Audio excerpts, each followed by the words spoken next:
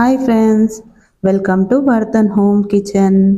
వినాయక చవితి రోజు వినాయకుడికి నైవేద్యంగా పెట్టే తుమ్మికూర పప్పు చింతకాయ పచ్చడి రెసిపీ ఈరోజు చూపిస్తున్నాను. 4 కట్టల తుమ్మికూర తీసుకున్నాను. తుమ్మికూరను ఆకులుగా ఏరి పెట్టుకున్నానంతా. చింతకాయలను అద్దపావు తీసుకున్నానండి, 125 గ్రామ్స్. తుమ్మికూరనంతా 2-3 సార్లు నీళ్ళతో బాగా కడిగి పెట్టుకున్నాను. చింతకాయలను కూడా కడిగి పెట్టుకున్నాను. పొయ్యి మీద కడాయి పెట్టి కడాయిలో 1 కప్పు పెసరపప్పు వేసుకొని పెసరపప్పుని కలుపుకుంటూ 1 నిమిషం వరకు వేయించుకున్నాను. ఇలా వేయించడం వల్ల పప్పు జిగురుగా లేకుండా ఉంటుంది. వేయించిన పప్పుని కుక్కర్లో వేసుకొని నీళ్లు పోసుకొని 2 సార్లు కడిగి పెట్టుకున్నాను. కడిగిన పప్పులో 1 గ్లాస్ నీళ్ళు పోసుకున్నాను. మీరు పెసరపప్పుకు బదులుగా కందిపప్పు అయినా శనగపప్పు అయినా ఏదైనా వాడుకోవచ్చు. 1/2 స్పూన్ పసుపు వేసుకున్నాను. 1 స్పూన్ సాల్ట్, 1 రెమ్మ కరివేపాకు, 5 పచ్చిమిర్చిని తుంచి వేసుకున్నాను. 1/2 స్పూన్ ఆయిల్ వేసుకున్నాను. కడిగి పెట్టుకున్న తుమ్మికూరను 1 పిడికిడు వేసుకున్నాను. కుక్కర్ మూత పెట్టి ఈ పప్పుని 1 విజిల్ వచ్చే వరకు ఉడికించుకోవాలి. పక్కన పొయ్యి మీద పప్పు పెట్టేశాను. ఇక్కడ చింతకాయ పచ్చడి రెడీ చేసుకుందాము. 2 స్పూన్ల నువ్వులు వేసుకున్నాను. 1/2 స్పూన్ జీలకర్ర వేసుకున్నాను. నువ్వులను జీలకర్రను కలుపుకుంటూ 1 నిమిషం పాటు వేయించి ప్లేట్లోకి తీసుకున్నాను. అదే కడాయిలో 3 స్పూన్ల ఆయిల్ వేసుకున్నాను. ఆయిల్ వేడెక్కిన తర్వాత 1 ఇంచు అల్లం ముక్కను కట్ చేసి వేసుకున్నాను. 12 పచ్చిమిర్చిని 2 ముక్కలుగా కట్ చేసి వేసుకున్నాను. పచ్చిమిర్చిని అల్లానికి బదులుగా మీరు వెల్లుల్లి కూడా వేసుకోవచ్చు. దేవుడికి పెట్టేటప్పుడు వెల్లుల్లి వేయద్దు కదా అని నేను అల్లం వేసి చేస్తున్నాను. పచ్చిమిర్చిని కలుపుకుంటూ కొద్దిసేపు వేయించుకున్న తర్వాత ఇందులో 1 పిడికిడు తుమ్మికూరను వేసుకున్నాను. మీరు తుమ్మికూరకు బదులుగా కొత్తిమీర పుదీనానన్నా వేసుకోవచ్చు. కానీ చింతకాయ తొక్కులో తుమ్మికూర వేసి చేస్తే టేస్ట్ చాలా బాగుంటుందండి. ఒకసారి ట్రై చేయండి. చాలా రుచిగా ఉంటుందండి తుమ్మికూర వేసి చింతకాయ పచ్చడి చేసుకుంటే. తుమ్మికూర పప్పు చింతకాయ పచ్చడి రెసిపీ మీకు నచ్చితే లైక్ చేయండి, షేర్ చేయండి, సబ్స్క్రైబ్ చేసుకోండి.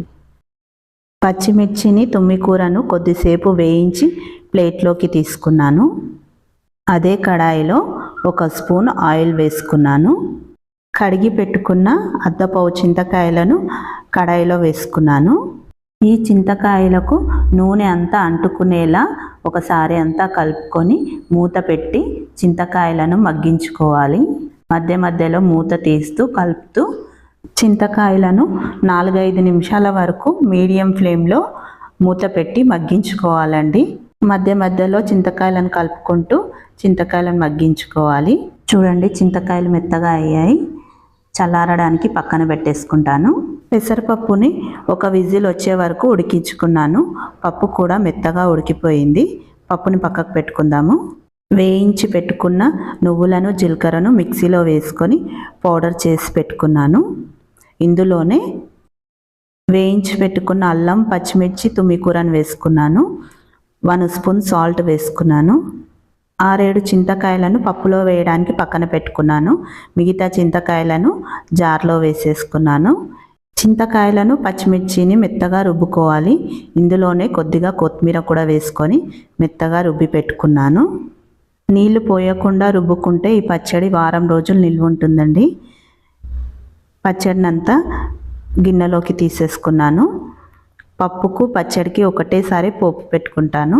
పక్కన పెట్టుకున్న చింతకాయలను చేతితో పిసికి నీళ్లు పోసి రసం తీసి పెట్టుకున్నాను.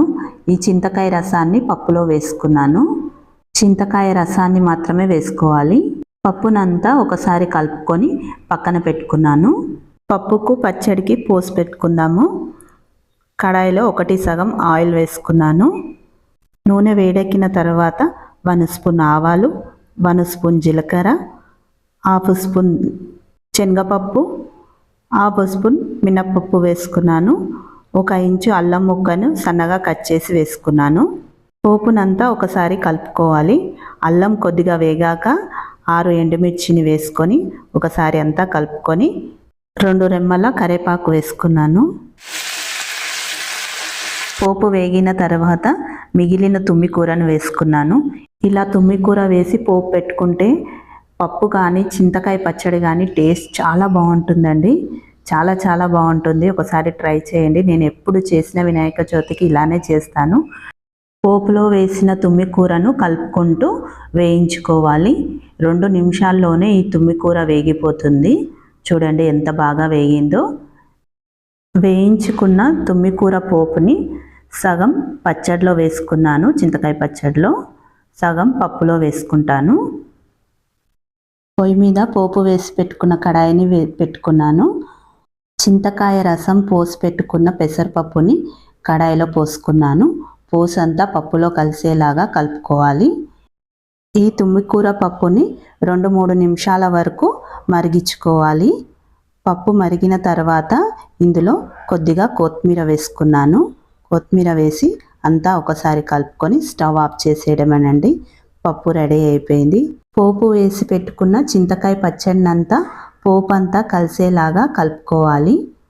చింతకాయ పచ్చడిలో ఈ తుమ్మికూర అంతా కలిసేలాగా కలుపుకోవాలండి. ఎంతో రుచికరమైన తుమ్మికూర పప్పు చింతకాయ పచ్చడి రెసిపీ మీకు నచ్చితే లైక్ చేయండి, షేర్ చేయండి, సబ్స్క్రైబ్ చేసుకోండి. వీడియోని లైక్ చేయడం మర్చిపోకండి.